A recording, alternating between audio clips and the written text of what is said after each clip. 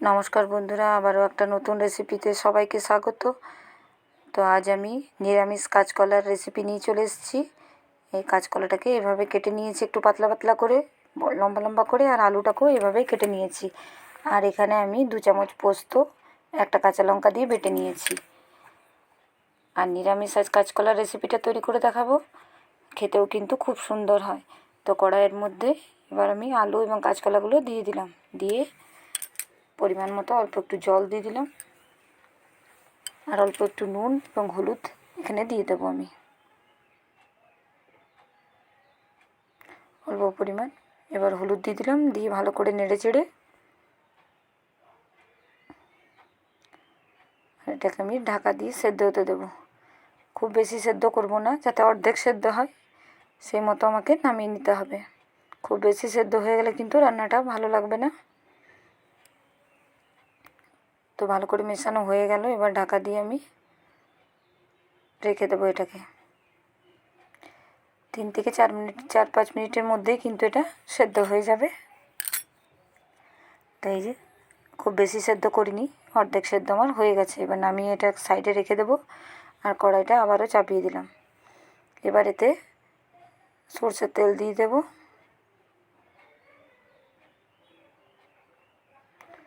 তো তেল দিয়ে দিলাম আমি, এবার তেলটাকে ভালো করে গরম হতে দেবো।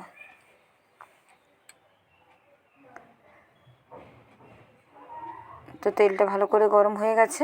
এবার এর মধ্যে আমি 2টো এলাচ এবং 2টো লবঙ্গ আর একটু গোটা জিরে ফোড়ন দিলাম। এবার এগুলোকে ভালো করে একটু ভেজে নেব। তো এগুলো ভাজা হয়ে গেল। এবার এর মধ্যে আমি 2টো বড় সাইজের টমেটো কুচি করে নিয়েছিলাম, সেটা দিয়ে দিলাম।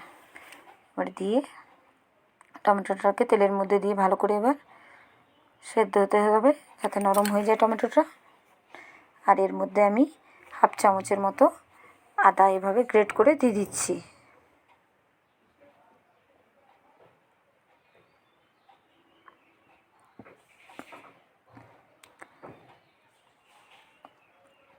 তো আদাটা দিয়ে দিলাম, দিয়ে ভালো করে আবারও মিশিয়ে নেব।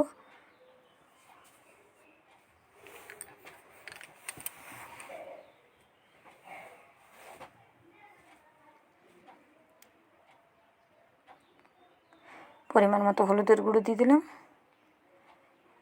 আর 1 চামচ জিরের গুঁড়ো দিয়ে দেব, 1/2 চামচ ধনের গুঁড়ো দেবো, আর 1/2 চামচ এখানে কাশ্মীরি লঙ্কার গুঁড়ো দিচ্ছি।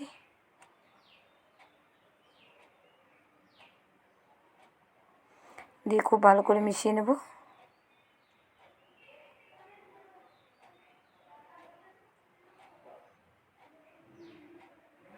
তো এইভাবে টমেটোটাকে নেড়ে যেতে হবে, তাহলে কিন্তু খুব ভালো মতো গলে যাবে। টমেটোগুলো গলেও গেছে। তো এবার নাড়তে নাড়তে মশলাটাকে ভালো করে ভেজে নেব আমি।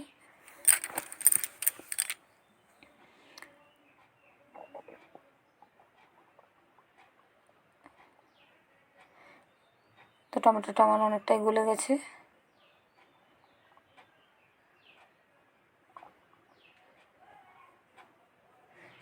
এবার এর মধ্যে বেটে রাখা পোস্তটা দিয়ে দিলাম, আর অল্প মিক্সি জারটা ধুয়ে অল্প একটু জল দিয়ে দেবো। দিয়ে আবারও ভালো করে মিশিয়ে নেব।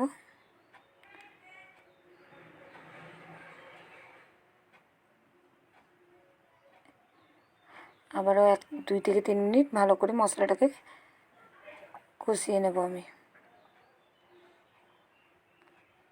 এই যে তেলটা পুরো মশলাটা ছেড়ে দিয়েছে, এবার দেখে বোঝা যাচ্ছে। এই পর্যায়ে এবার আমি আলু এবং কলাটা যেটা সেদ্ধ করে রেখেছিলাম সেটা দিয়ে দিলাম।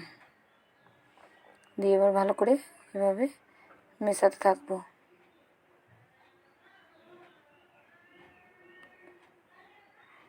তো বেশ কিছুক্ষণ ধরে এবার সমস্ত জিনিসকে কষিয়ে নেব। আর এটা যতক্ষণ ধরে করা হবে রেসিপিটা কিন্তু ততটাই টেস্টি হবে।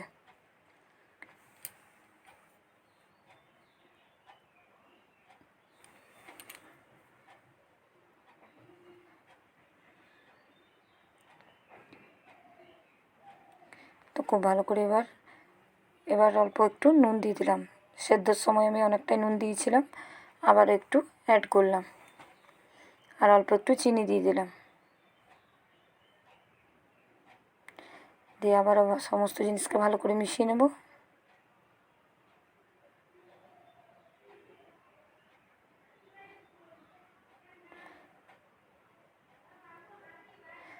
পাঁচ থেকে 7 মিনিট ধরে এভাবে আমি কষিয়ে নিলাম।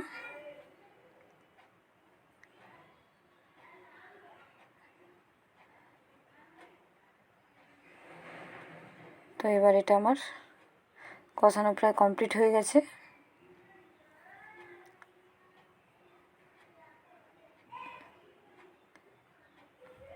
তো দেখুন খুব সুন্দরভাবে কিন্তু আমার এটা কষানো রেডি হয়ে গেছে। এবার এর মধ্যে অল্প একটু জল দিয়ে দেব, কারণ এই কষতে কষতে কিন্তু বাকি কাঁচকলা এবং আলুটা খুব ভালো মতোই সেদ্ধ হয়ে গেছে আমার। এবার অল্প একটু জল অ্যাড করলাম, দিয়ে ভালো করে ফুটতে দেব ঢাকা দিয়ে। আর আমার রেসিপিগুলো ভালো লাগলে লাইক কমেন্ট করতে ভুলবেন না। অবশ্যই চ্যানেলটিকে সাবস্ক্রাইব করার অনুরোধ রইল সকলকে। আর যে সকল বন্ধু ফেসবুক থেকে দেখছেন অবশ্যই পেজটা ফলো করার অনুরোধ রইল সকলকে। তো এই যে এবার এটাকে আমি ঢাকা দিয়ে কিছুক্ষণ ফুটিয়ে নেব। নিরামিষ দিনে এরকম একটা যদি কাঁচকলার রেসিপি থাকে তাহলে আর কিন্তু কোনো কিছুরই প্রয়োজন পড়বে না, আর খেতে কিন্তু খুবই সুন্দর হয়। তো এইভাবে একবার অবশ্যই রান্না করে দেখবেন। কাঁচকলার তরকারি অনেকে হয়তো ভাবেন শুধু কাঁচকলার তরকারিটা খুব একটা ভালো লাগে না, তো এইভাবে একবার তৈরি করে দেখুন। ভালো করে নেড়ে চেড়ে নিলাম, একদম রেডি হয়ে গেছে আমার আজকে নিরামিষ কাঁচকলার এই রেসিপিটা। দেখতে যতটা সুন্দর হয়েছে খেতেও কিন্তু অপূর্ব সুন্দর হয়। তো আজকের মতো এই পর্যন্ত, পরের আবার একটা ভিডিওতে আপনাদের সঙ্গে দেখা হচ্ছে।